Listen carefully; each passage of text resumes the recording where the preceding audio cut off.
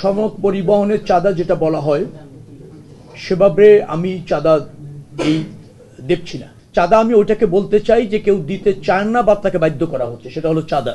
বৃহস্পতিবার সচিবালয়ে সদ্য দায়িত্ব নেয়া সড়ক, সেতু ও রেলপথ মন্ত্রী শেখ রবিউল আলম চাঁদাবাজি নিয়ে এই বক্তব্য দেন।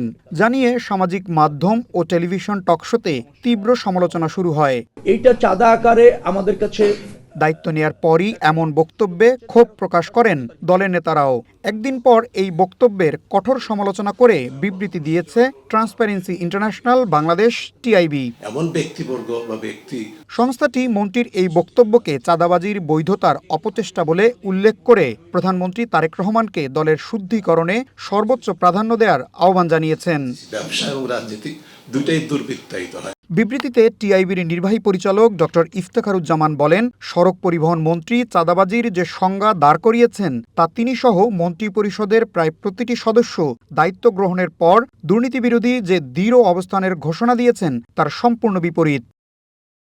ডক্টর ইফতেখারুজ্জামান বলেন, সড়ক ও পরিবহন খাতের বিদ্যমান চাঁদা সংস্কৃতিকে ইতিবাচকভাবে ব্যাখ্যাসহ পক্ষ অবলম্বন ও সমর্থন করেছেন মন্ত্রী। তাতে স্পষ্ট চাঁদাবাজির মতো একটি অনৈতিক ও যোগসাজশের দুর্নীতিকে বৈধতা প্রদানের চেষ্টা করেছেন তিনি। টিআইবি মনে করে অনতিবিলম্বে সরকারের সর্বোচ্চ পর্যায় থেকে পরিবহন মন্ত্রীর বক্তব্য প্রত্যাখ্যান করা এবং যথাযথ প্রক্রিয়ায় মন্ত্রীর দৃষ্টান্তমূলক জবাবদিহি নিশ্চিত করা উচিত। নির্বাচন কমিশন করতে ইশতিয়াক ইমন, ওয়ান নিউজ, ঢাকা।